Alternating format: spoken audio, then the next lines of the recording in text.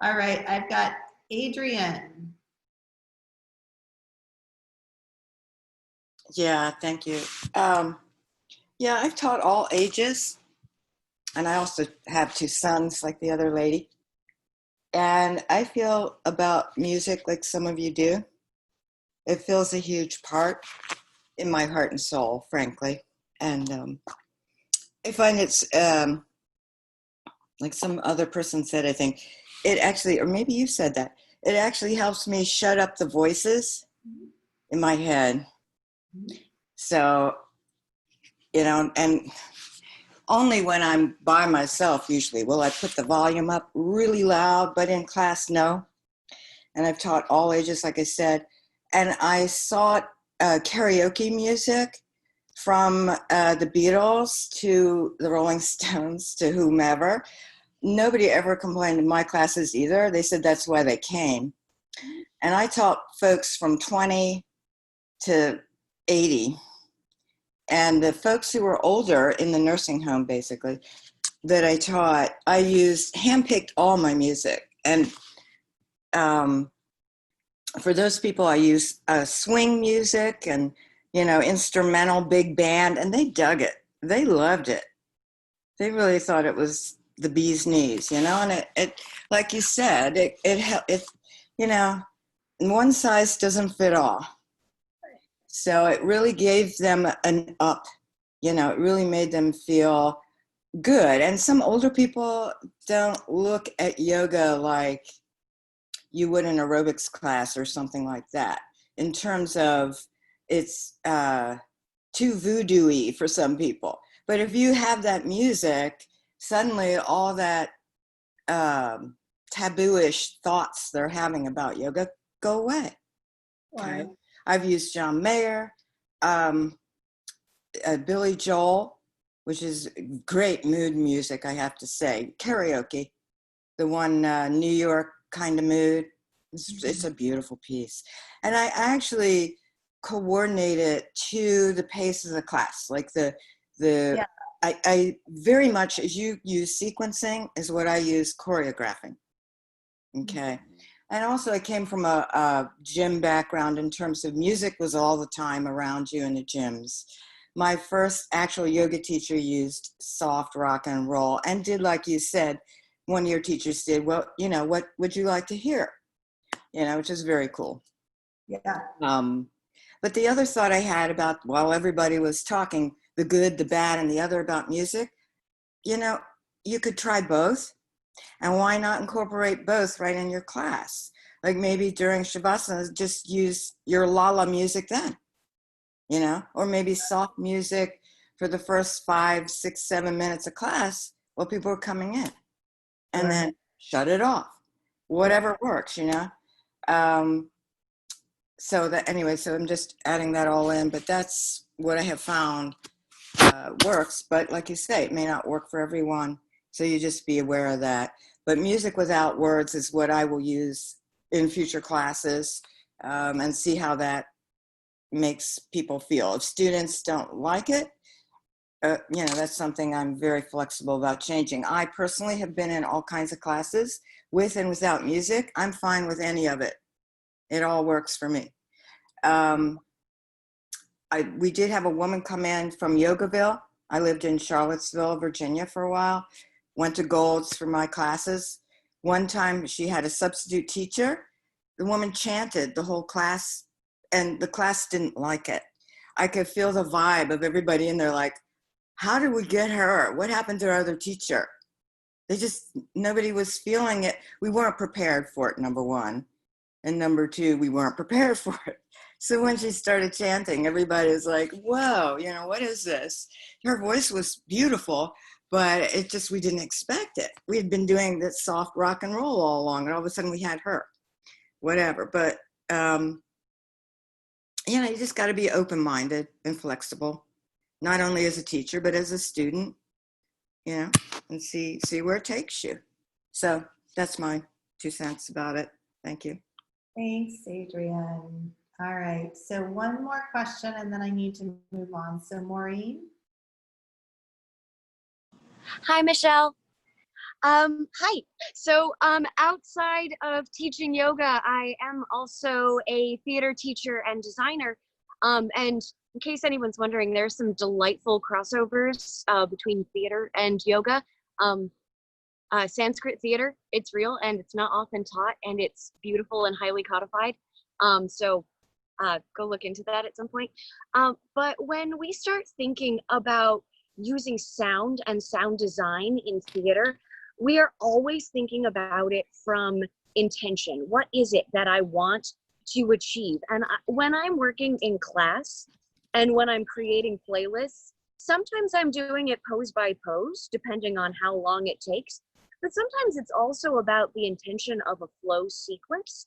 Um, a lot of times sound designers really don't get a lot of credit because when it is really good, you will not notice it. It completely sits into that sub layer of consciousness where everyone is able to have an experience without necessarily identifying with lyrics, tone, music, how many beats per minute. But oftentimes if you're going through now outside of like group fitness, sometimes you'll go, I need a song that creates 165 175 beats per minute to effectively achieve cardio. But when we're designing sound and when we're working on breath, because we do this in theater too, getting everyone to breathe together, you can create an environment where everybody on a parasympathetic nervous system ends up breathing at the exact same rate based off of the sound sphere that you have created for them. So it can be without projection and without being overwhelming, a way of actually communicating and facilitating a communal experience that your class doesn't have to be consciously aware of. And that's a lovely part of pranayama, is that at a certain point it stops being conscious. Yes, I agree. I agree. Very good points. Beautiful, guys. Well, let's talk about that creation. So creating, playlists, basically you do want to follow the arc that you're teaching in. So if I'm teaching a vinyasa class, it's very similar to writing like an essay, right? There's some, especially fiction, right? So there's some sort of like, exposition, or like, there's some, it's like telling you about what's going to happen, right? So the beginning part of your class, your warm up, is sort of telling you how this is going to go. You're letting the students sort of learn where they're going, right? And then you have some sort of rising action that moves you upward. So we're increasing cardiac function at this point. So we're moving from maybe, like 70 to 80, maybe 70 to 90, beats per minute. Now we're getting up there. We're trying to get up there closer to like, maybe 120, 130. It's not going to be the same as like if you're running. Most vinyasas are not that fast, right? Your heartbeat will get up to probably around 120 or so, maybe a little higher. And then we want to so then we bring them up, and then we have handstands and inversions, and that gets your heart rate up. Like that will, really get your heart rate up. So I said handstands and inversions, I meant inversions and back bends. So both of those different practices, even if you're doing bridge, or even if you're doing like a dolphin for a prolonged period of time, will have that effect of like increasing heart rate and, causing a little bit of adrenaline to move through the body. And then after that, we're coming down, right? So for example, we don't want like a peak song to happen when I'm in pigeon pose, right? We want that to come like more, towards the middle of the flow when we're actually doing a lot more movement. So, what I like to do is I start off with softer music at the beginning. So even if it's instrumental, it's softer. It's a little bit slower. It's a little bit more, methodical, I guess. And then I start to build, and I have like maybe some music that is more intense, has more, beat to it, is more tribal even in nature if I'm doing instrumental. And then, I continue that up until I start to bring them back down. And then we're coming back down, and we're coming back into like more, like I said, softer music, calming music. And then Shavasana, again, Shavasana, we are not getting on a debate on whether we do or don't have music in Shavasana. Some people like it, some people don't. So just be aware of that there are going to be people who like it, there are going to be people who don't like it. I personally prefer instrumental in Shavasana because of the intention of Shavasana. What are we trying to do in Shavasana? We're not trying to get them to sing along to their favorite Bee Gees song. We're trying to get them to relax, right? Yeah, it's like, sure, in the class, disco all day long, right? In Shavasana, it's like we're laying down, we're chilling out, we're coming back to homeostasis. So just keep that in mind as you're creating these playlists for your class, your community. And I do know that students like it when you are public on Spotify. If you're using Spotify, they like to follow you. They like to, share your playlists and stuff like that. It's sort of funny in the yoga world, there's some unspoken, what am I trying to say? There's some unspoken competition in the yoga world. I don't know if you guys have picked that up yet, but that's part of sort of any industry, right? That teachers are going to have there's going to be a little competition here and there. So I always, tell you guys that's not real. That's just a klesha, right? Which klesha is it? It's asmiti. It's the ego. And Asmiti says, oh, if they have my playlist, I'm not going to be individual anymore. That's not true. Share your playlist, uplift your fellow teachers, right? There's no scarcity. So, no reason to hold on to things so tightly. If you feel comfortable, sharing is caring, right?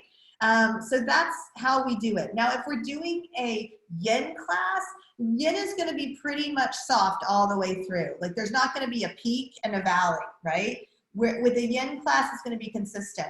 With a restorative class, and we talked about restorative yesterday, with a restorative class, we're not using music. Like, we had, Tanya said, well, what about like nature sounds perfect in restorative? If you use anything, that's fine, right? But if not, that's okay too. You don't need anything in restorative. Restorative is supposed to be silent. Okay, so like I said, I don't want to get on a debate to use it, to not use it. What do we use? What do we not use? But if you have questions about how to create playlists, now's a good time. I will tell you, and again, I'm going to go back into screen share just because I want to show you this. So in my Spotify, sometimes it's very hard to create a playlist perfectly right off the bat. And it actually took me a few years to figure out how to edit these stupid things. Again, I'm showing my age. But what I do is I create bulk playlists first, and then I go from there and I take things out. So for example, let's look at the 80s flow or 60s flow, right? There's all this 80s music in there, all this 80s music. And what I would basically do is I would then go in and I would start listening to it. Like I usually sit outside or I get on the hammock or something and I start listening to the music and I'm like, oh, that's great for the beginning. So let's use that one. And so I create a new playlist and I add, the slower song to the beginning, then I slowly build. But I have this bank of music, right? So that I can go back and like switch it around and play with it, and I've got a bunch of them. Like I've got Beatles here, I've got 80s, I've got 60s here. I think I've got some soul in here. So like whatever works, there's all sorts of different, I've got disco, I've got kids yoga, 60s, 70s, Rasta music. I've even got music for babies. I've got rap in here. I've got pop, like hair bands, Beyonce, like just lump them all together. And then if you need to make a playlist that's a specific genre of music, you can go back to these bigger buckets and select from them. So doesn't that look like something else I teach you to do? It looks like the way I teach you to sequence, right? Again, we're putting things into buckets. What goes together? It's sort of like that Sesame Street song. One of these things doesn't belong, right? It's like we have to keep everything belonging together, and then it's easy for us to like, put them in groups that make sense. All right, Elise has a question. Hey, Michelle, I just wanted to know if you wouldn't mind just doing a quick recap on the buckets of sequencing. I know you touched on it yesterday, and I just forgot to write it down on my notepad. Yeah, no problem. No problem. I wish there was a way that I could just, I guess they have a whiteboard on here, but I don't know how to use that whiteboard. I guess we could give it a shot. I don't know. So basically, Elise, and just for everybody, if you're new, if maybe, or if it's just a refresher, I basically have 4 buckets. There's 4 buckets, okay? The 4 buckets are, you ready, Cassandra? Okay. All right, the 4 buckets are neutral flexion, neutral extension. And then I have external rotation flexion and external rotation extension. Okay, so I also want to know, I want you guys to note that even though we talk about the pelvis and the shoulders, right? Inversions all go in one bucket. So if we were going to add a bucket to this, we would say the 5th bucket is inversions.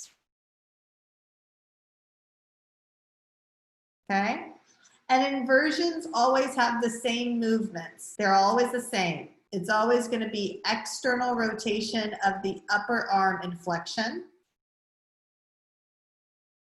And then there's going to be something going on in the torso. So like if it's a downward dog type inversion, right? So that would be child's pose, that would be downward dog, that would be a wide angled forward fold, that would be like,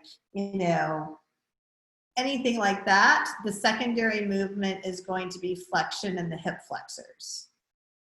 Okay, because the pelvis is in flexion and you're actually working in the transverse plane. Does that make sense? Top, bottom. Okay, so, but what if it's an inversion like handstand, headstand, dolphin, Pinchamayurasana, not dolphin? Then those are going to be your secondary movement for those guys are going to be flexion in the glutes, because that gives you extension in the hip flexors. Does that make sense? Remember, our glutes are the hip extenders. They come into flexion and the hips stay in extension. Yes? And when the glutes aren't in flexion, guess what happens? You start to fall over into Urdhva Dhanurasana. Okay? So really there's 4 primary buckets, and this the other bucket over here is for inversions, all right? And all of your arm balances are going to be external rotation, flexion in the shoulders, and then there's going to be something going on in the hips, probably, most likely, right? Something's going on there. So those are the arm balances. So I really work with these 4 buckets of standing asanas, Elise. So that's what helps me, because once I get seated on the ground, I can move a lot more freely. I don't have to worry about hurting my hips or hurting my, you know what I'm saying? Like the joints become supported because I'm sitting on the ground, right? But as soon as when I'm standing, then that's when I have to be more careful about how I'm moving in and out of postures, right? So if all of my flexion and neutral go together, and all of my extension and neutral go together, all of my flexion in external rotation goes together, and all of my flexion in extension goes together. I'm sorry, all of my external rotation and extension goes together, right? And so now I know, I also know something else with this little quad grouping here. I know that flexion in neutral is countered by extension in neutral. They counter one another, right? And I also know that flexion and external rotation is countered by extension and external rotation, correct? Yes. So those are how we counter. And so once I know that, then I can start creating little blocks. And the little blocks look something like this. Anjaneyasana, half splits, forward fold. That's an easy block, right? And you can see it, right? We've got flexion, in the hip flexor in Anjaneyasana. Now I've gone into half splits, okay? So I've gone into half splits. So that front leg is still in flexion, right? But there's extension in the glute, right? And the hamstring. Because as soon as I move and I come out of that sort of like lunge, I'm now moving into extension in the back body. Okay, and then I come into flexion, forward fold, right? So they're all in neutral. Does that make sense? They all go together because they're in that neutral orientation, right? So yeah, so 3 poses is the least amount of poses you use to make a block. 5 poses is about what I say is the most you use to make a block. So yesterday, when I was doing that little flow just to prepare us for crow pose, right? We did a low lunge, half split, forward fold, chair pose. Do you guys see how those all go together? And then I stepped you back and we did wide angled forward fold and skandasana. See how those 2 go together? Yeah? And then we came back to the top of the mat, we reset, we did a vinyasa, right? We used a transition, we used side plank as a transition to take us to vinyasa, remember that? Okay, and then we did the same thing on the other side. And then we came back through, I think we did crescent lunge, right? With a pyramid variation maybe, I think in there. Yes, because we have blocks in there, so we did that. And then we did we do a lizard? I don't know if we did lizard or not. But anyway, my point being, you can sort of see how I use these like three poses, 4 poses, 5 poses to create these little blocks. And then it's like Legos. You just stick them together with a transition. So if we go back to what are the transitions, right? Chair pose is a transition. Wide angled forward fold is a transition. Side plank is a transition. Skandasana is a transition. Low lunge twist is a transition. So all of these poses are transitionary. Then you can move in and out pretty much all around the mat by taking blocks, put them together, and then use transitions to take you back to neutral. Everybody follow that? Does that make sense to you guys? That's really helpful because it creates a visual, and for me, I'm a visual person.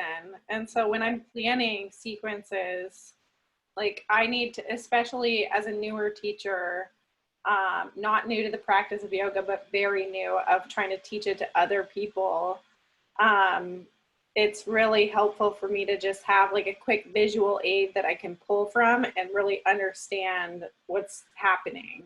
Yeah, no, I hear you. So this is, and I've got a few of them in, how do I get out of this? I've got a few of them in the manual that you can check in on, but actually this is a good time to show you this other tool that I use. And I don't use it very often, but it's a tool you guys should use and you guys can use, and you can actually use any of my sequences, feel free. So this is To Me. Have you guys seen To Me? To Me is great. I think it's like $8 a month or something like that, but if you ever need it and you don't have a subscription, let me know. I have basically, these are all of my sequences, and you guys can have access to any of these sequences that you want. Happy to send it to you, depending on what client I'm working with, depending on if they're yoga therapy or not, will be depending on if I include like breath or pranayama in them. But basically, this is a really, really, really excellent tool to use. So let's look at how we build a sequence in To Me. And let's talk about building a sequence in To Me, and then what type of playlist we might use for it, okay? So let's do a vinyasa sequence.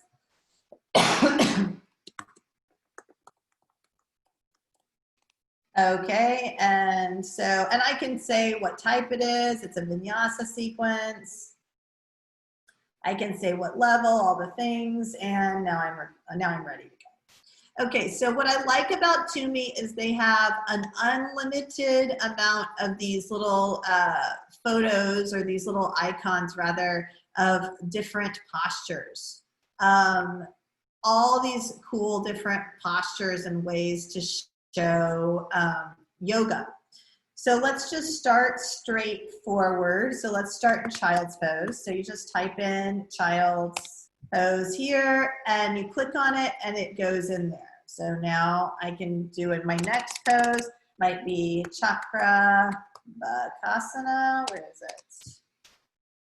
Cat cow. So cat cow pose. And then the next pose I'm going to use is thread the needle. Yep, here we go. So thread the needle. Now I want to do it again. So I just click the little plus, do it again, and flip it. See? Okay, so the next thing I'm going to do after that is I'm going to say we're going to down dog, downward dog. And actually I may do a little bit of this. That sounds fun. This is very Vinny, okay? So see this? We're going from child's pose to tabletop to down dog or vice versa. So you can do this in all these ways. You can go child's pose, tabletop, down dog, or you can go tabletop, child's pose, down dog, right? Doesn't matter how you do it, but see that dynamic movement in there? That's what Vinny yoga is, okay? And then I'm gonna go over here. I'm gonna go three-legged dog, three-legged dog. Let's see, where are you? The regular one. So I'm gonna do this guy. To get a little bit more dynamic movement, maybe we do that once, and then we're gonna step through. We're gonna come into low lunge.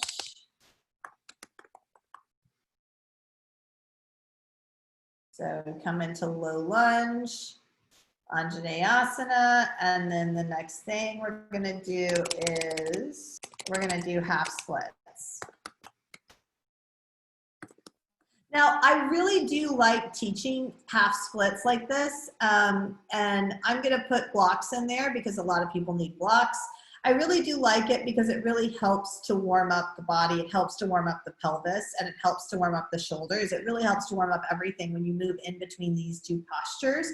So now we have to do it on the other side, right guys? So I'm gonna add this guy, scoot him over here.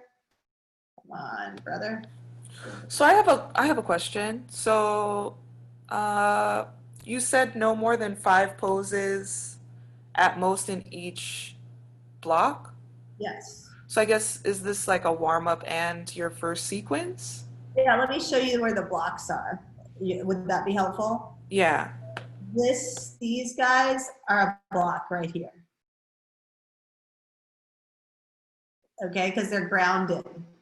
Does that make sense? They're all on the ground. And then this right here would be a transition, right? So these two would be transitionary. Does that make sense? Yes. And then this is my next block. Okay. And then now we're back to transitionary.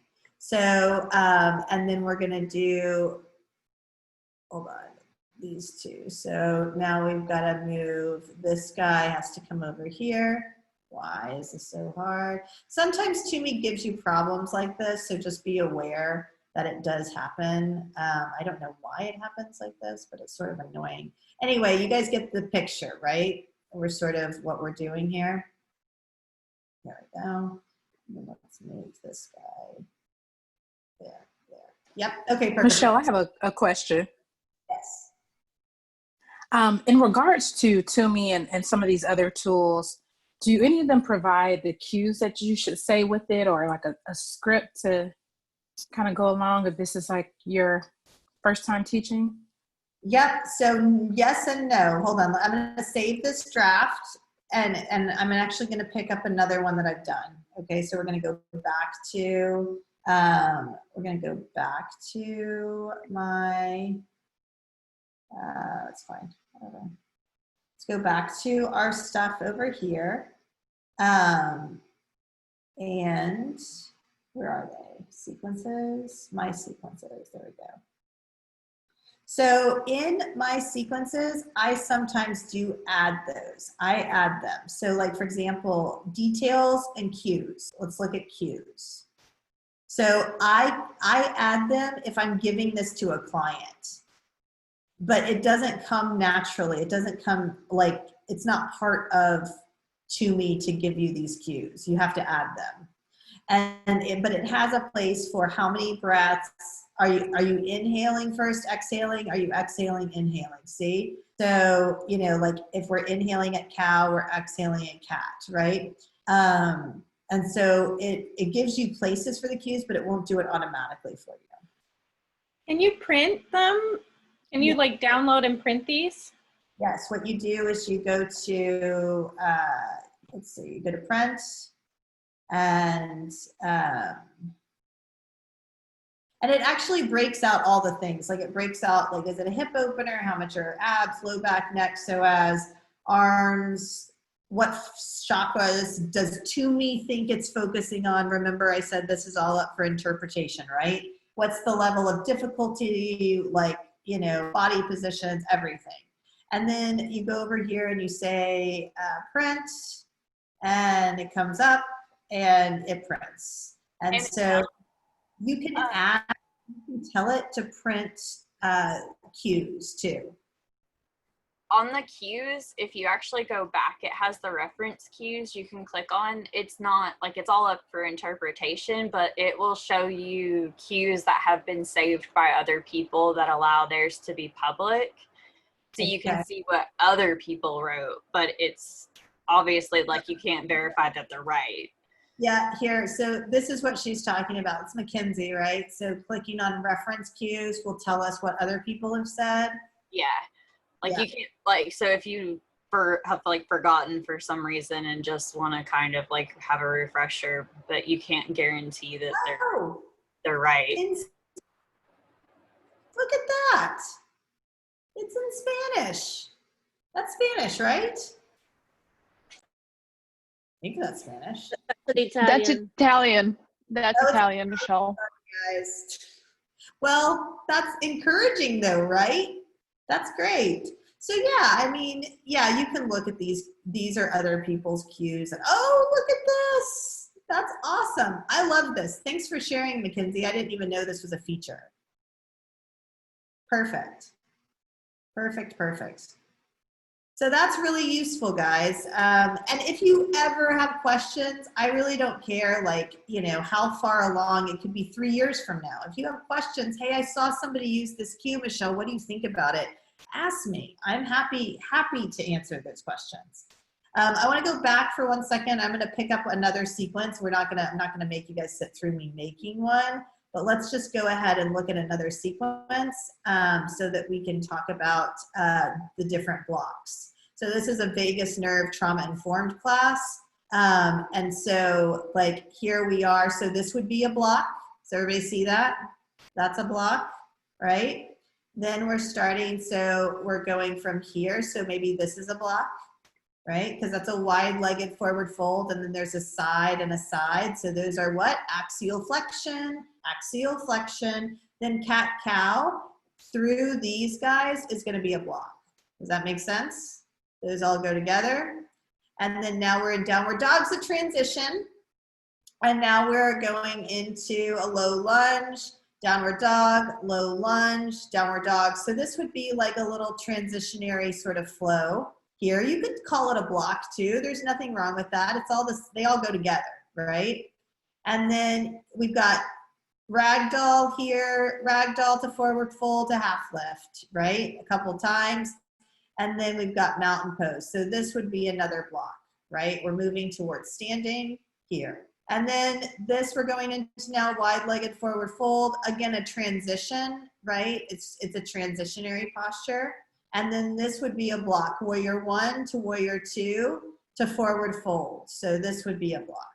Warrior 1, warrior 2, forward fold. Why forward fold? Why is forward fold the last in that block of 3? Anybody know?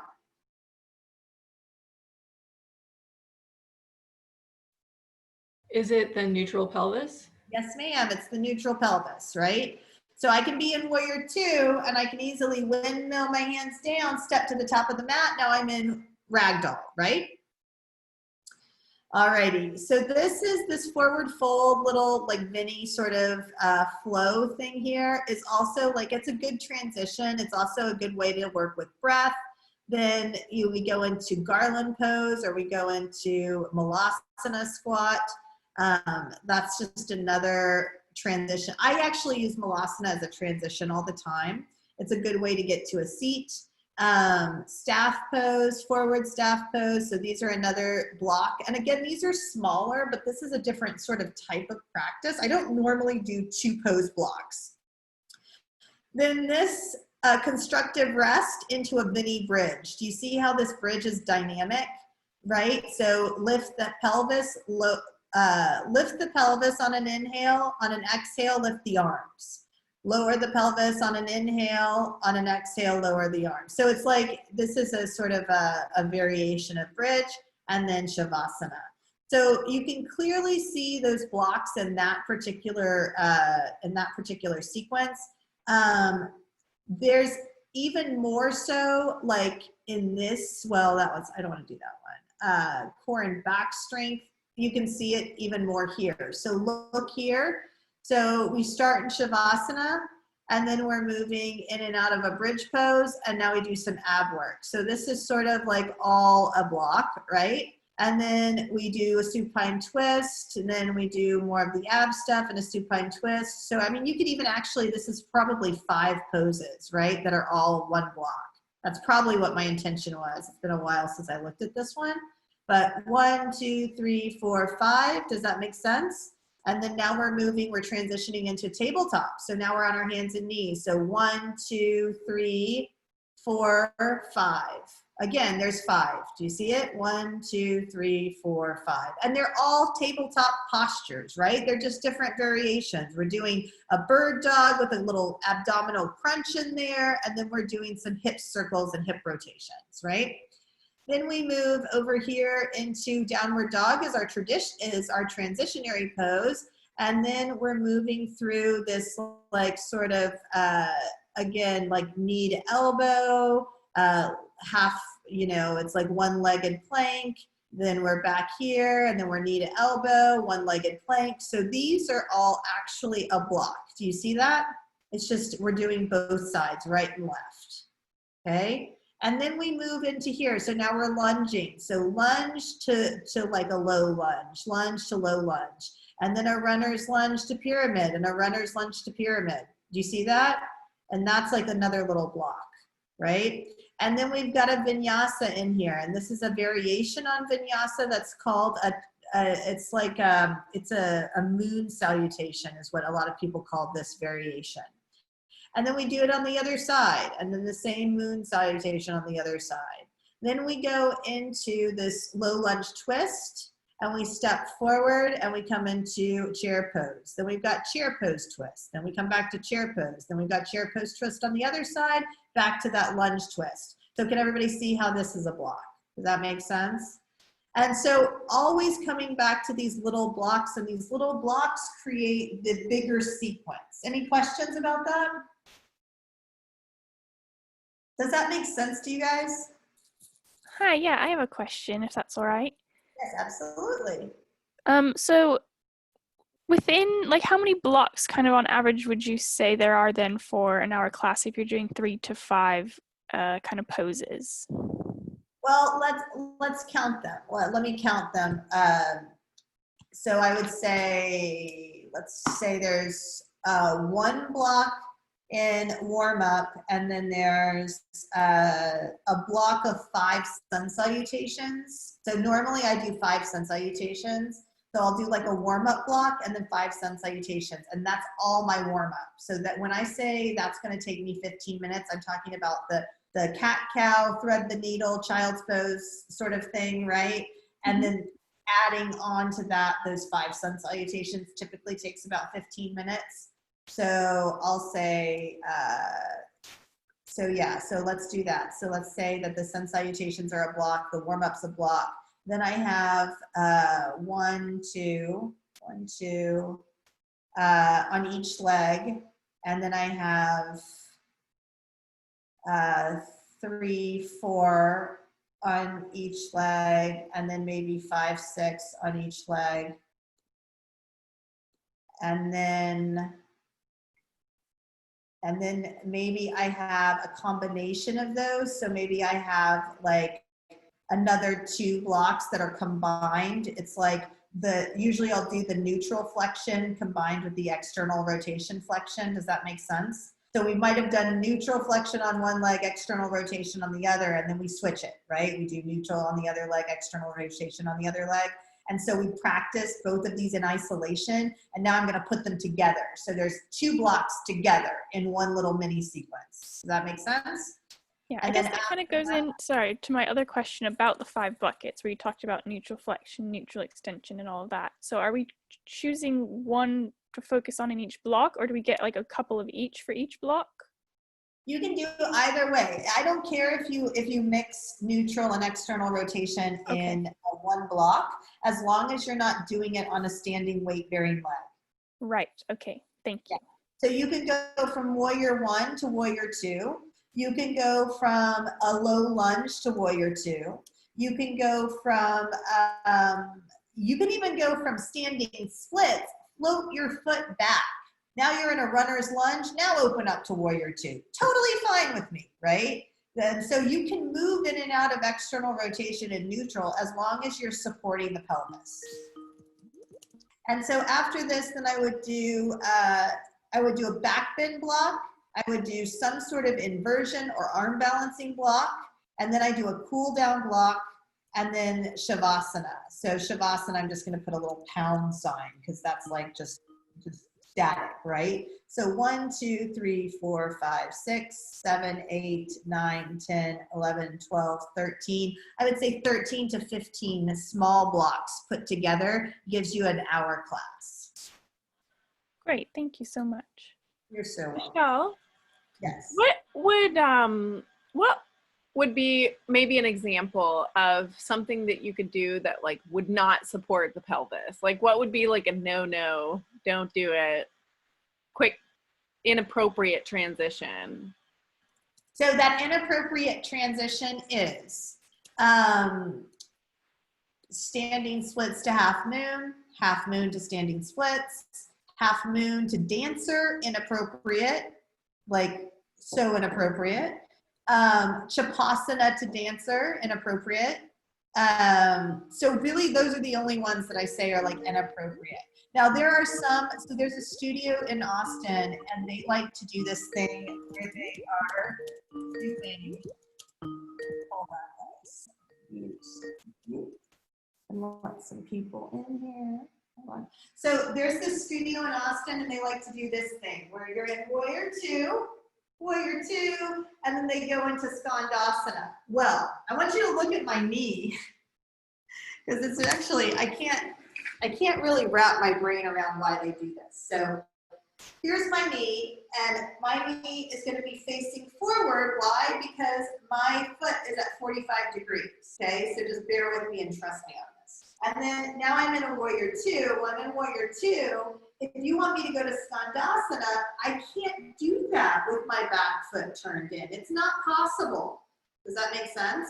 So this transition, if you're going here into skandasana, you have to tell them warrior 2, now turn your left toes to the back of the mat, skandasana. So you have to micro cue if you're gonna do something like that. And I don't think that it's like inherently wrong to do something like that, but you can't expect people to go from warrior 2 to skandasana without telling them how to move their back foot. So those are the only things that come to mind, Elise. I mean, other than that, like, there are things that aren't going to feel comfortable. Like we talked about yesterday, this idea of going from warrior 2 to warrior 1 or warrior 2 to crescent lunge probably doesn't feel stable or comfortable, but it's not dangerous inherently. Not like these other things. Michelle, I learned yesterday that going from bridge or wheel, that you shouldn't do rock and roll afterwards. Okay, I want to know, Pia, can you tell me who I saw this on Facebook last night, and who was teaching this?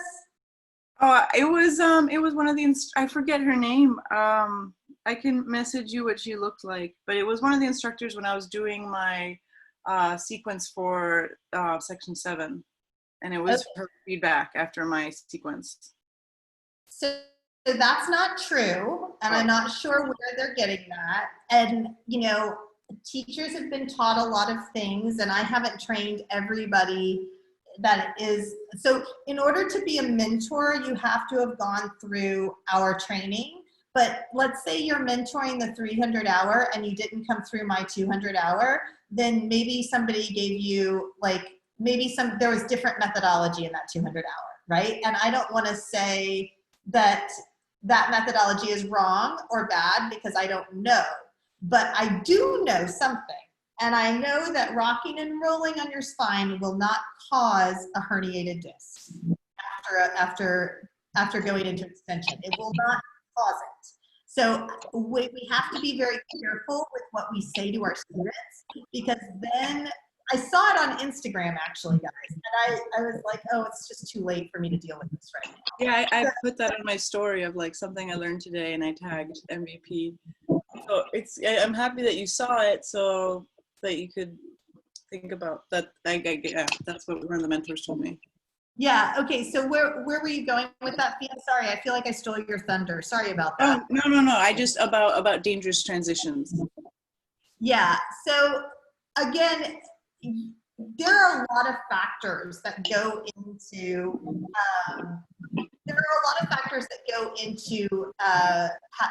Developing a herniated disc. Do we have my friend on that's an occupational therapist or an osteo? We have several in here. I'd love to get your take on this. I know Christine's one of them, not my Christine that teaches for us, but there's another Christine. Are you guys on the call? Okay. All right. Fia, did you have any other comments? I'm so sorry. No, I just dangerous transitions. I was surprised to hear that yesterday, and so I appreciate you commenting on it. Yeah. So just, you know, like I said, and I've said this before, if you have questions about like information, misinformation, whatever, feel free to reach out to me directly. I am very, very good with time management, and I make time to answer all of y'all's emails. Every once in a while, I'll lose an email, and if you don't hear back from me in like a day or two, shoot me another one, because that does happen. Like I'll go to open it, or it'll open on my phone, and I'll be like, okay, I need to respond to that, and then I'll do something else, and I'll lose it, and I'll forget who it was. So if you don't hear from me in like a day or two, email me back, because I typically get back to people within like 30 minutes to an hour or so. Crystal, did you have something?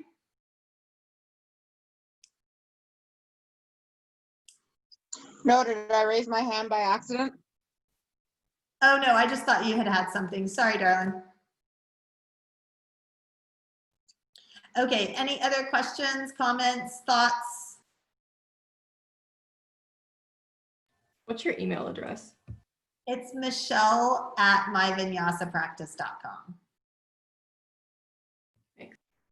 Yeah, and if it's something that is like a longer conversation, I'll basically write you and be like, hey, let's meet on a one-on-one, you know, and chat about this. So if it's something super short and quick, I'll email you back right away. If it's something that I'm like, oh, this might take a little while for me to explain or to talk you through, I'll get you on a call. But you know, with dangerous transitions, guys, really my biggest concern is the knee and the hip when we're talking about transitions and standing asana.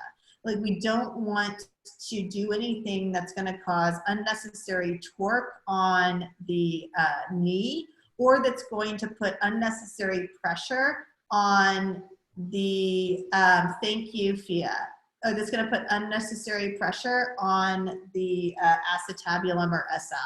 So yes, so that's one of the things. I have a quick comment, if it's all right, just to jump in. I used to work, I don't know if it is in the US, but it's across Europe and a lot in South Africa, a franchise called Hot Pod Yoga. It originated in London. And they have three main series that they teach for the Vinyasa flow practice. And all of them use this kind of going from warrior 3 and then into half moon, and then it goes back into standing splits. But then it's just something I suppose I just want to raise just to everyone. I was trained, I was taken on a weekend training by the guys that run the whole company, and I don't know if they don't do like full yoga teacher training. They just do like kind of like an induction, and then that's it, and then you teach for them. So I don't know, I just kind of wanted to raise it because it does concern me about like how reputable it is, and whether anyone else had any concerns. I would be interested. So it's really, really bad. Really, really bad. So it's the only thing that I care enough about to call bad, okay, guys? And so you know it's bad if I'm going to call it bad. And what it does is, so this is your axial skeleton attached to the pelvis, which is part of your appendicular skeleton. And this already right now, it weighs probably like about, I would say like maybe this thing weighs like 8 pounds or so with no flesh on it, nothing at all. And this is your acetabulum right here, this hole. So if you're looking at the front of the pelvis, you've got the iliacs, you've got the pubic bones, or sorry, yes, you've got the pubic bones, you've got the ischium or your sit bones, and then you've got your acetabulum. Now the femoral head sits like this inside the acetabulum. Okay, so it's a ball and socket joint. And it sits like this, and you have 2 of them, and I don't know if I can do it. Let's see if I can do it. Let's see. So it sits sort of like this, okay? Now, when I am in neutral, it looks like this. When I'm in external rotation, it looks more like this. Does that make sense? Now, in external rotation, we have warrior 2, extended side angle, triangle, and half moon. So in half moon, I am like this, right? One leg's up, one leg's down. So if I go from half moon, okay, and I go to warrior 3, look at what I'm doing. I'm taking and I'm shifting my pelvis on this weight-bearing leg to a neutral position. Or alternatively, I'm opening on a weight-bearing leg. Well, I'm 160 pounds myself. And if I am doing that on a weight-bearing leg, 160 pounds of my body weight is being pushed into that acetabulum. Now the acetabulum has this inside, it's got like these soft tissues called labrums. And inside the labrums, there's also like, you know, other soft tissue structures. There's a bursa sac, you know, on the outside of the greater trochanter, and there's all these soft tissue structures, right? So I push that femoral head into the acetabulum, and now I'm going to rotate that pelvis on 160 pounds, and it can unnecessarily wear and tear the soft tissue in the labrum. Now let's look at what a labral tear looks like, okay? So bear with me for 1 second, but a labral tear is extremely painful. It's not something that people want to experience. And it's something that we can avoid by not doing stuff like this specifically. So I'm actually going to show you guys a short video of what it looks like to have a labral tear and what it looks like to have impingement in your hip socket. And I'm really doing this to educate you guys so that when you are teaching, you'll understand sort of what's going on and why we teach and we sequence the way that we do. Okay, so I'm going to do a screen share and we're going to watch this really quick video. I think this is it.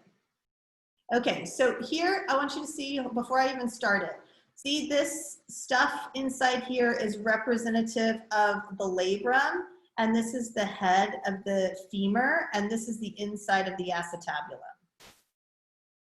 Femoral acetabular impingement occurs when the hip bones are abnormally shaped. As a result, the bones articulate in an abnormal manner, and this causes damage. The head of the femur and/or the acetabulum may form bone spurs. These growths cause the bones of the hip joint to grind against one another instead of gliding smoothly over the articular surface.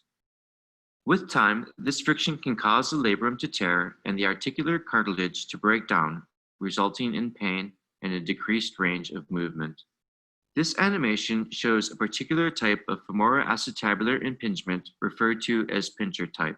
It is characterized by bone spurs that Okay, so I don't have just a regular video of a labral tear. So we're looking at a pelvis with a special condition that's causing the femur head to rub on that top part of the acetabulum, which makes the acetabulum think that it needs to create more bone.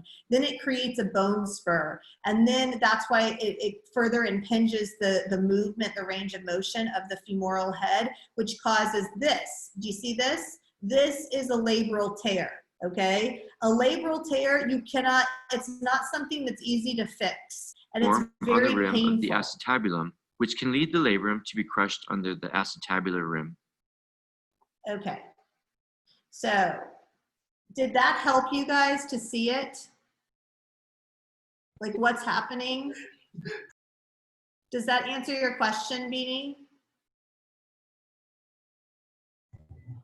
Yeah, it definitely does. I think, yeah, like one of my main concerns just that I'd done this practice for like 18 months, and I'd also taught this sequencing, and now it's guilt. Don't be guilty. That's not what we want. We don't want you to be guilty. Just empower yourself to learn that, okay, this is, because yoga gets a bad rap. People are like, oh, you can injure yourself in yoga. There aren't very many ways to injure yourself in yoga, but it's important you guys know which ones are actual ways you can injure yourself. Does that make sense? So, Michelle, how Yes. would you go? I can't tell you how many classes I've been in where I've gone from Airplane or Warrior 3 into Half Moon, but how would you, so the only thing I can think of is Warrior 2 up to Half Moon. What are the alternative ways of getting into, from Tadasana? I don't know. The only way to get into Half Moon is either Warrior 2, extended side angle, or triangle. That's it. That's it. The only ways. And then, okay. And then we can float back to Warrior 2, windmill the hands down, and then go into half splits or standing splits. Why not? But then I've reset the pelvis. Do you see what I'm saying? Can you repeat those poses? Warrior 2, extended side angle, triangle. That's it. So Michelle, Crystal, yes, if you're in a class, because I've been in a class where some of the instructors do what you just tell us not to do, and so taking your training was the first time I ever heard that, and it makes a lot of sense. How would you, as a student, what would we do? Just not listen to them and reset and then go into that pose? So I do it like this. This is how I do it. And I recommend you do what feels best for you and your body. I have a tendency sometimes, and I don't intend to be this way, guys. This is some of my material. This is some of my karma I'm working with. But sometimes I'm a little condescending on accident.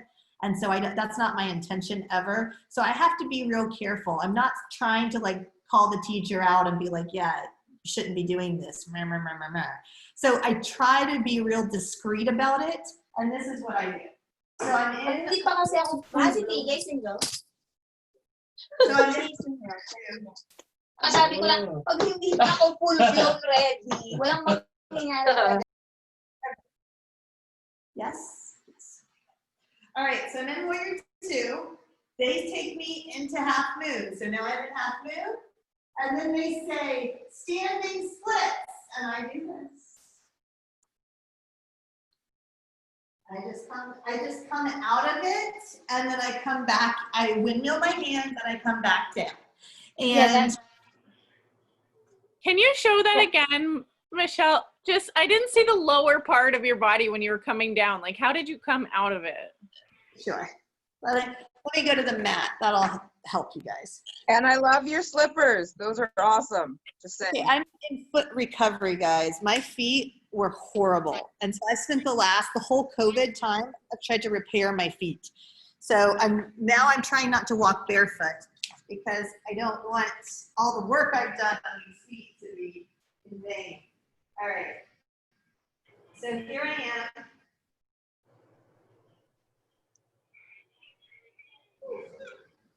In here. So now I'm coming in. Yeah. Now I'm in half moon. They tell me to do standing splits, and I say, okay.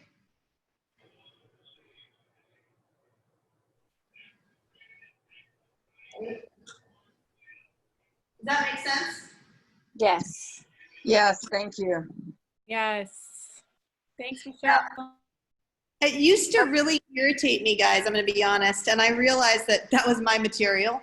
And, and it was, you know, for me, there's a part of my journey as a teacher and part of my journey as a yogi has been learning that I don't really need to prove myself to other people. So when it used to irritate me because I was like, this teacher doesn't know. And then I was like, Michelle, that's your material. Stop projecting your BS onto somebody else, first of all. And so I was like, well, what is it that bothers me? And I'm like, well, you know, that they don't know, but is that my story? It's not my story. So I just started, you know, really being like, okay, they can teach like that. Here's the deal. I had a teacher that came through training a couple of years ago. She did my 300, one of the first in-person 300s I ever did. And she's teeny tiny little skinny mini little tiny teacher. And she said, well, it feels good in my body to do that. And I said, okay. I said, ask your students how it feels in their body. So she asked them, and she was teaching a bunch of 45, 50-year-olds, and they were like, I hate it. And so she said to them, she said, well, you know, I like it, it feels good in my body. And I was her mentor. I was mentoring her. Like, she was helping me with teacher trainings, because that's typically what I do with the 300 hours. Once they get to a certain point, they help me with teacher training, because that's what most people want to do when they're getting their 300 hour. They want to teacher train. So the students told me that she said that. The students told me, we told her that it didn't feel good in our body, and she said she liked it in her body. And I sat down. It was the first time I've ever really had to talk to a student in training. And I said, look, I was like, I completely understand that this feels good in your body, but why are you teaching? Is it about you, or is it about your students? And she was like, it's about the students. And I said, well, if your students tell you it hurts and it doesn't feel good, then don't teach that. And she was like, okay, I got it. And, you know, so hopefully she got it. You know, once people start teaching and they're not in training anymore, it's not, if they don't ask for my opinion, I'm not going to give it to them, you know? But it's one of those things we have to remember. Why are we doing what we're doing? Is it for us because we like it, or is it because our students like it? And if our students don't like it, then why are we still doing it? Yona. Stephanie, will you put your hand up for me? I've got a question still also on the standing versions. It's the same with your rules not to change your weight on your weight bearing leg. So when you have that standing position where you take your two fingers and you wrap around the big toe, so you have the option to do to the front, and then usually you would go to the side, right? So the same rules apply there. So how would you move in and out? The same. It's not the same. Why is it not the same? Because you don't have the weight. You don't have of your the body weight. Yes. So the weight is in the standing leg, not in the leg that's lifted. And also your pelvis is still neutral, isn't it?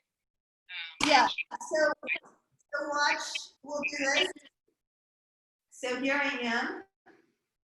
I'm here. My standing leg is not going to change orientation. It's going to be in neutral. My pelvis isn't going to change orientation. It's going to be in neutral. My leg is going to change orientation, the one that's lifted. So there's no weight on it. Does that make sense? And another tip here is, if you're here, turn your toes to the right and then open. Because if you don't do that, you're not externally rotating the femoral head. If my toes are straight up and down, hold on a second. If my toes are straight up and down and I go out, I won't be able to go as far. I'll hit a wall. So come back, turn the toes out, come all the way out. But this leg doesn't move. Awesome. Thank you so much. I did the post this morning. I was playing around. I was like, hang on, Michelle, just like, what am I doing? Stop, stop, stop. So remember to ask. But yeah, thank you very much. Yeah, and so these are great questions. And keep asking them because they are really good questions. Okay. Any other questions, thoughts, comments? Yes, sorry, I forgot to, when you called my name, I didn't press unmute quick enough. I attended a class where same thing happened. We went from half moon to standing splits. And afterwards, I went to the instructor and I said, hey, so it didn't really work in my body. And this was pre-teacher training. There was something that didn't feel right in my body.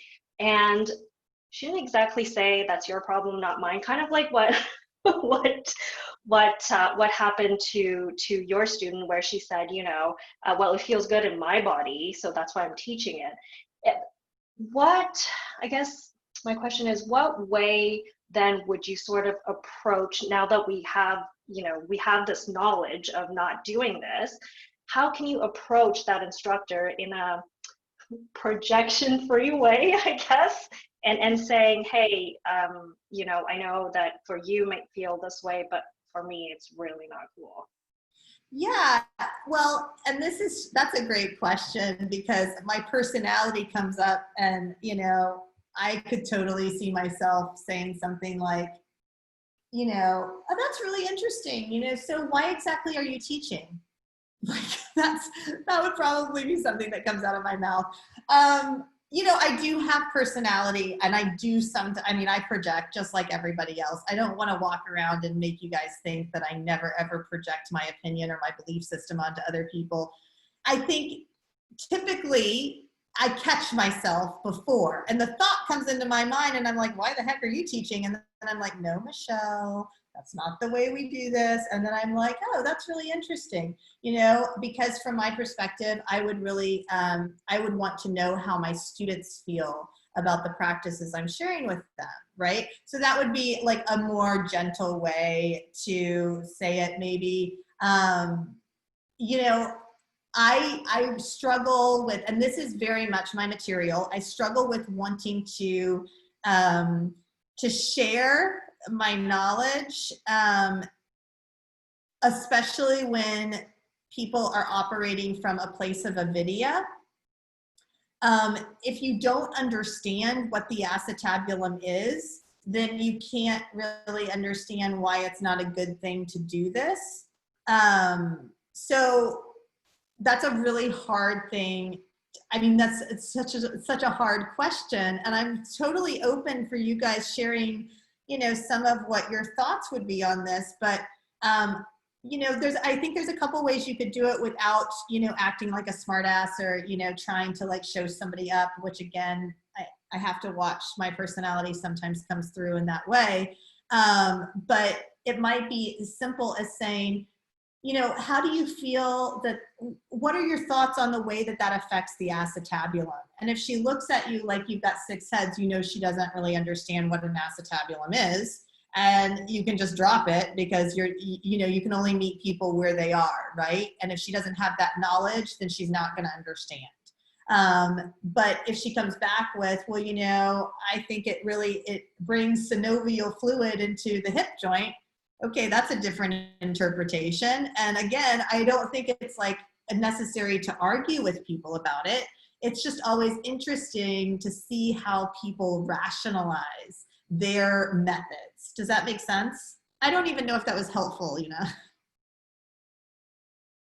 No, that's great. And it's a really, really tricky thing. And as soon as, you know, when she expressed her thoughts and saying, well, you know, that's just how I've always taught it, and it worked for all my classes, I almost wanted to be like, well, did you ask your students? Did you? I was reminded about this exact thing, you know, by a student in training currently. I had a conversation with someone a couple weeks ago, and I said, well, nobody's brought this particular thing to my attention. And she said, well, I guarantee you people have had the question even if they haven't asked. And she was right. you know, and I had to acknowledge that for a second. I was like, just because I don't hear about it doesn't mean people aren't thinking it, right? So she's probably in the same boat. She's probably married to her dogma to the point where she's not willing to, you know, make a change or to shift her perspective. And what do we know about teaching yoga is that you never know everything, right? I still study with teachers. I still go to other teachers' classes. I still question my own methodology. If I didn't, I wouldn't have changed my methodology 2 years ago when I had a student coming to tell me that, you know, I was teaching something that wasn't accurate, right? So 2 years ago, I think I've told Fia this story, but some of you guys don't know. 2 years ago, I was piloting this teacher training with a deaf woman. She was deaf and training, and we were trying to see if it would work. Like, will it even work? We didn't know. And so I gave her the training for free, and I worked really close with her one-on-one. And everything was great up until sequencing. And she said, hey, you know, you keep saying internal rotation of the back leg. Well, that's how my teacher Shanti had taught me. Shanti had taught us that in Warrior 2, extended side angle and triangle, the back leg was an internal rotation. And I never questioned it because I loved my teacher and I didn't question it, right? You know, you love your teacher, you trust your teacher, why question it? So when this student came to me, I was driving in my car, I was headed to the gym, and I'm like, no, I know this, I got this. Let me FaceTime you in a few minutes and we'll talk about it, right? So I get to the gym, I FaceTime her, and I'm about to show her that I'm right. You know, again, I'm telling you guys, this is my material. So I'm like getting out, like, I'm gonna show her and it's all gonna be fine, and then we're gonna go about our day. And I got out and I said, okay. And I did that ballet test. And I was like, okay, so if I'm in external rotate, or if I'm in internal rotation, it should look like this. And by God, I did it, and it wasn't internal rotation. And I was like, mother of puppies, what's happening right now, you know? And she talked to me and we talked about it. And you know what I did? I said, you know what? You're right. And I changed my entire manual because of it. Now there's 2 parts. Fia has found them. There's 2 little parts in the manual that didn't get changed. And there's one part in a video in the 200 hour that didn't get changed. And so the question comes up every now and again, and that's part of why we do these big edits every once in a while. We have to edit everything and make sure it's all up to standard, because sometimes we do change things if we recognize that our dogma is not correct, right? You have to be able to do that or you're never gonna grow. And so that's how we grow as teachers, by evaluating our dogma, by evaluating the belief system that we have bought into, and does it still hold true? It didn't for me, and my student was correct, and so I needed to address that, and I refilmed videos, and we changed the manual, and we used to call primary and secondary movement effort and return, and so we changed that too, and so we made some changes so that we maintained relevance, accuracy, accessibility, and all of these other things, right? Okay, so it's definitely one of those things that and yoga teachers do this a lot, right? Oh, I know what I'm doing. I know what I'm doing. I'm an expert authority. Well, that's not necessarily true. We are all growing. They just found interstitial tissue like 4 years ago. Interstitial tissue is the tissue between like the epidermis and the fascia. Isn't that right? Crystal, do you know what I'm talking about? It hydrates the fascia. So it's like right up next to the fascia. And they didn't even know it existed until a few years ago. Well, imagine if those scientists had found that and they said, oh no, we don't want to tell anybody because then we might be wrong. Well, that's silly. You know, we have to acknowledge when we learn new things, and we have to move, you know, so yeah. All right. Any other questions before we go to lunch? I was gonna, this is Shivi, and I wanted to give a suggestion because I was just thinking about it. But could you not, after class, possibly say something to the instructor along the lines of, you know, that maybe that made me uncomfortable, but you can possibly explain to that person, you know, oh, I took this teacher training, they taught me this. Is it okay if I change the position, you know, the way that I've learned it? Do you know what I mean? Like, I I'm trying, because I know just from just teaching, like people become so offensive, you know, if you're trying to correct something that they think they know. So my thinking is, well, maybe if I were to say, oh, okay, well, you know, this does not make me feel comfortable. I'm uncomfortable in this, you know, when we do this transition or this pose, is it okay if I've learned this a different way? Is it okay if I do it this way instead? Yeah, no, I think that that's an option for sure. I also want to empower you guys. It's your practice.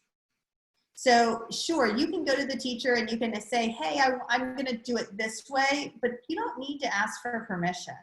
You know, it's your practice. And if it doesn't feel good in your body, you have the right to look out for your body and to say, hey, I loved your flow today. I just wanted to let you know that moving from, you know, half moon to standing splits didn't really feel great for me. So I'm going to modify in this way. I just wanted to give you a heads up so you don't think that I'm like not following directions, right?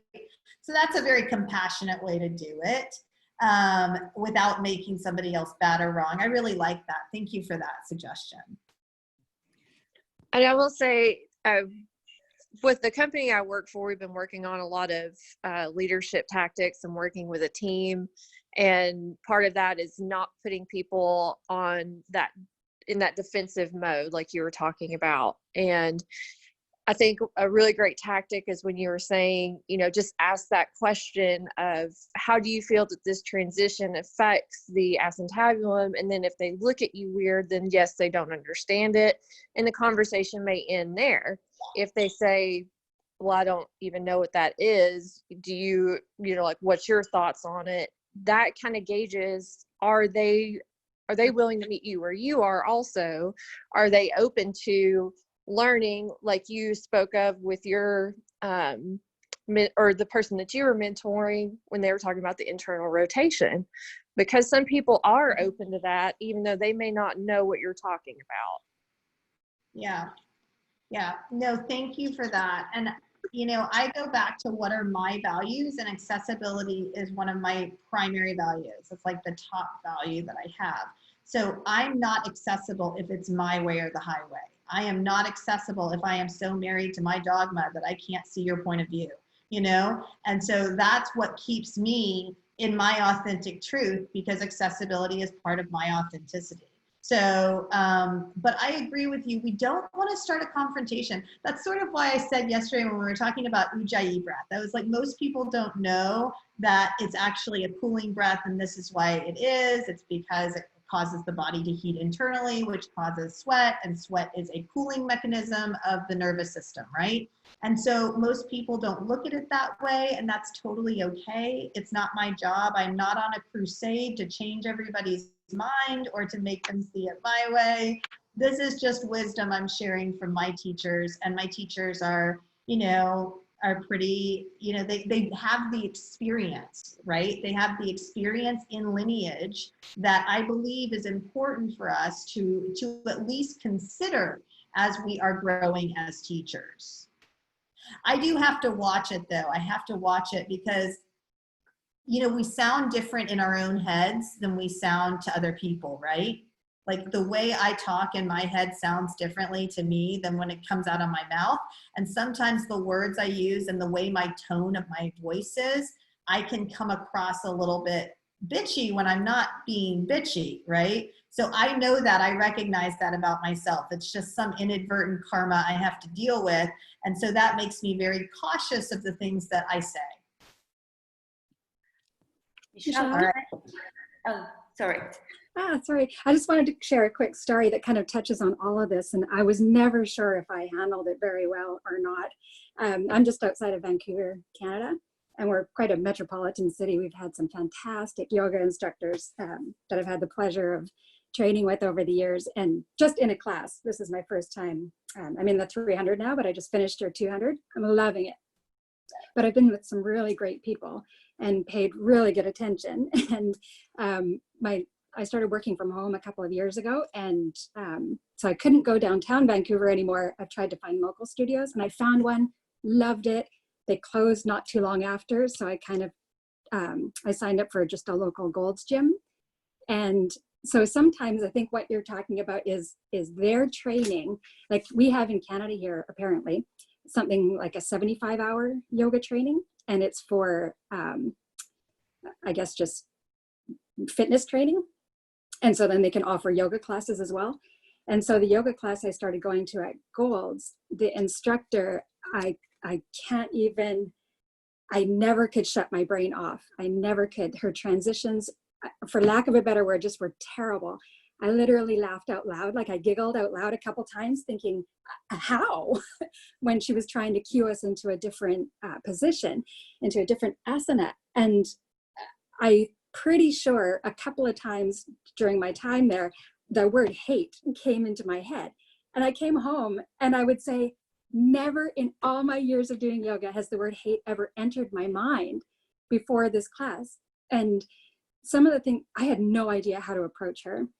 But one thing I did do was, one pose that bothered me the most was the way that I do extended side angle. I sweep my upper hand up underneath in front of me, and when I extend it, then it sits in my shoulder better. And I feel that, and I've always felt that, and know it just sits there in the right position the best way, rather than just lifting it up over my head and trying to seat it that way.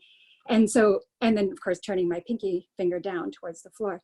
I always do it that way. It feels best for me. I don't think she liked it at all. And she would try and work on me, and she would repeat her cue of just lifting it overhead, turn your foot, like, I can't even remember how she cued it. But that one, anyway, was just an example of where I just kept doing what I knew was right for me. I had no idea how to go to her and say, you know, sorry, this is how I do it, or you're doing it wrong, or what, I have no idea.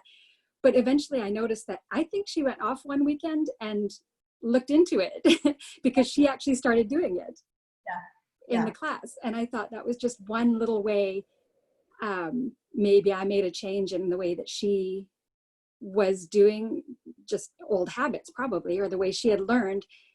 Just doing it the way that I always do it, that felt best for me, maybe made her go off and think about it a little bit. Why does she keep pushing it the way that she does it? And she never made me try to change it again. Sure. But there were so many things she needs to work on. I had no idea how do you deal with that? Like, you know, I just don't go to those classes, you know, because I stopped. If people don't ask me for my opinion, I'm not going to give it to them. I learned that a long time ago, that nobody wants unsolicited advice. So, you know, if you ask me, what do you think of my class? Or, you know, how did you think of class today? I will happily tell you, but if you don't ask me, I'm not going to tell you. So, so yeah, that's sort of my feelings on it. And I just won't keep going. But I don't know that that's the right answer either. Actually, in office hours the other day, we had a conversation about when do you stand up for what you believe in versus when do you walk away. And so I've been sitting with that for the last 3 days, just trying to wrap my brain around like what is in alignment with both my values and the natural law of the universe, right? So don't necessarily have an answer for you yet on that, but we have gone over a little bit, guys. Thank you so much for such engaging conversation today. We're going to come back at 1:15. I'm going to give you an extra couple minutes.